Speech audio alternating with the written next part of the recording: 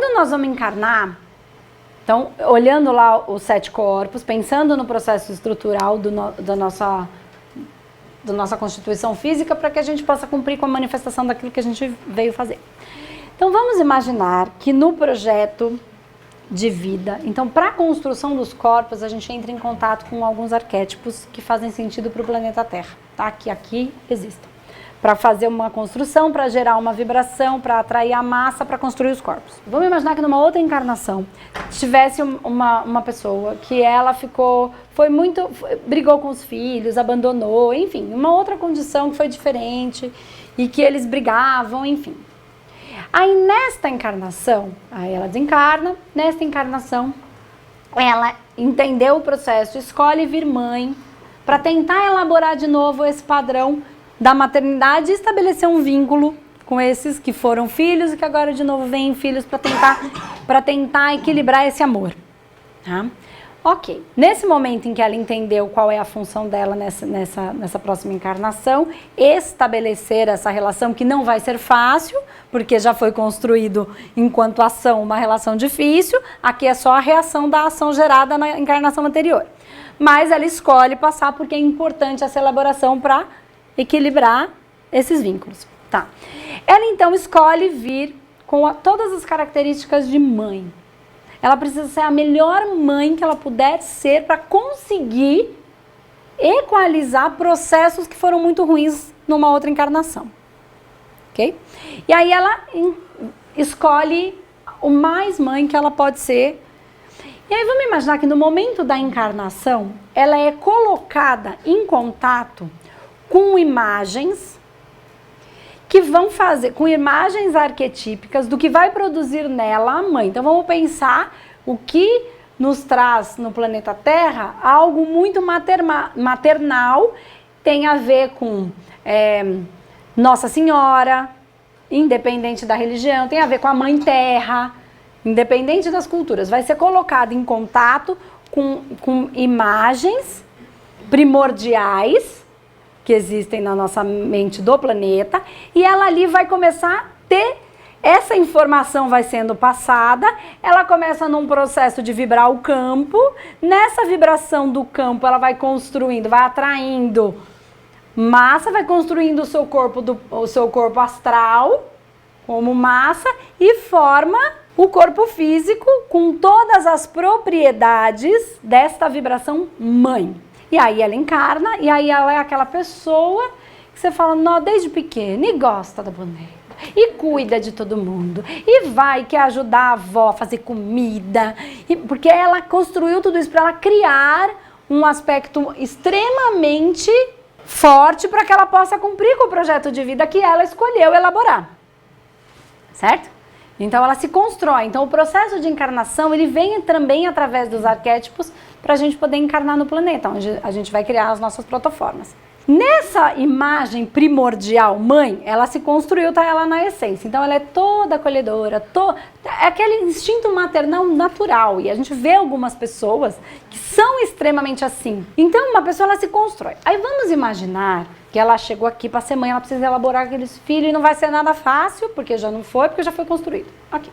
Só que aí chega aqui, nessa encarnação, disseram que o certo mesmo, mulher tem que ser forte, mulher tem que trabalhar fora e deixa os filhos lá com alguém na escola, e mulher tem que estar, olha, pau a pau com o homem, e vamos lá, e vamos pra cima da vida, e coloca o arquétipo da águia, porque eu quero ter força, porque ó, o empoderamento feminino, porque agora eu quero... Aí ela começa a entrar em contato com arquétipos de uma força completamente diferente do que aquele projeto de vida que ela tem enquanto essência, o que ela veio para fazer, para evoluir o seu espírito. O que acontece? Ela vai lá, ela ganha o dinheiro, ela corre atrás daquilo que ela queria, ela consegue aquilo que ela queria. E a relação dela com os filhos desanda completamente. E aí ela tem tudo o que quer e destruiu o projeto de vida dela com os filhos.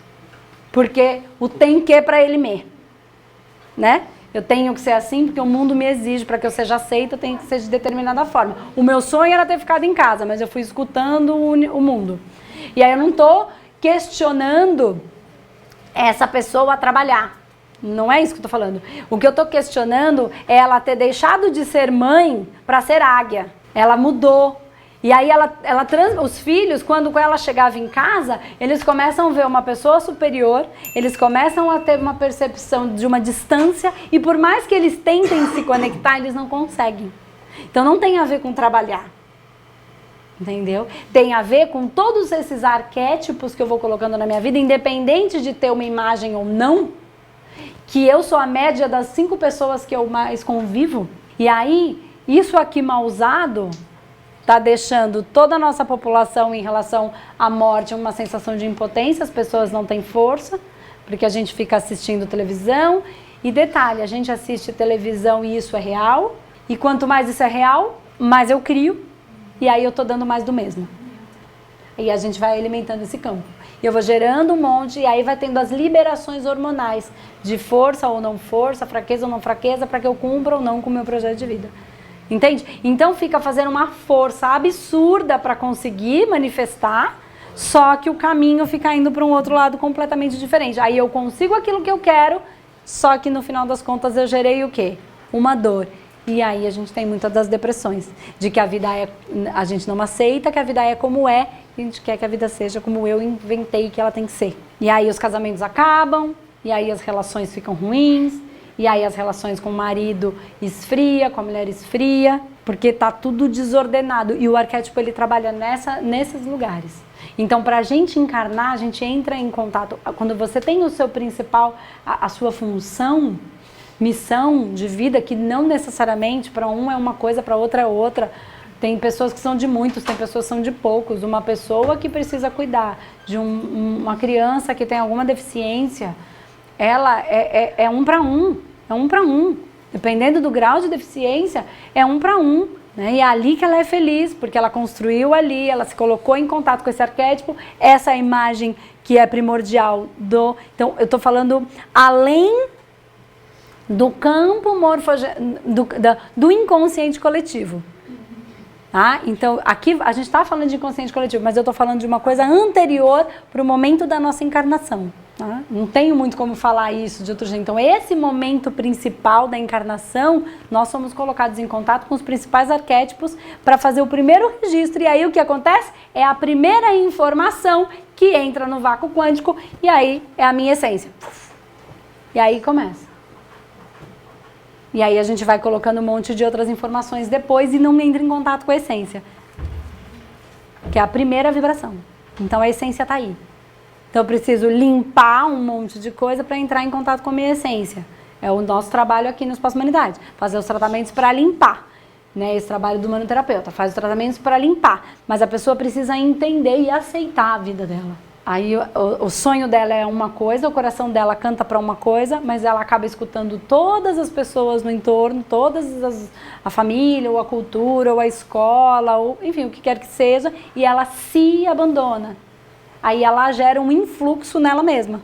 Essa mente de toda a história da humanidade, ela tem formatos primordiais. E esses formatos primordiais, o arquétipo, ele é uma informação sem julgamento, tá? A primeira coisa que vier na mente não é racional, é isso que eu quero que vocês entendam. O arquétipo não é racional, você não tem capacidade de racionalizar sobre o arquétipo. Ele vem antes. O que vem primeiro é algo que gera na gente alguma sensação que depois dessa sensação desencadeia a produção hormonal e fluxo de energia. Ela é. Entende? É. O arquétipo, ele não tem como mudar o arquétipo. Você racionaliza, mas ele manda uma informação que é. Não tem nada a ver isso que eu tô falando exatamente com o arquétipo do baralho, mas eu quis usar para vocês entenderem um pensamento arquetípico. Porque aí é onde vocês perceber, o que vocês olharem, você olha a alma, qual é o projeto de vida da cadeira? Qual é o projeto de vida da parede? Aí começa tudo a ficar vivo. E aí quando tudo fica vivo, você começa a entender o sentido de fato da vida, o projeto de vida. Por isso que é tão difícil. Ai, como é que eu vou descobrir qual é o meu projeto de vida? É difícil, é um processo, é pra dentro. Eu vou lá, o guia vai me dizer não. Eu vou lá fora e vou, sei lá, desdobrar usar alguma substância para desdobrar, para encontrar lá fora alguma coisa. Não estão lá fora, porque lá fora está um campo todo bagunçado, que são todas a massa que a gente foi criando. E onde está a massa que a gente foi criando não é onde está a nossa essência. É só um monte de massa e imagem que a gente criou no nosso campo inconsciente. Mas qual é a essência? Não está ali naquela bagunça. A essência está em outro lugar. Ali eu só vou me misturar com aquela bagunça e com outras bagunças de todo mundo que está ali junto comigo naquela confusão.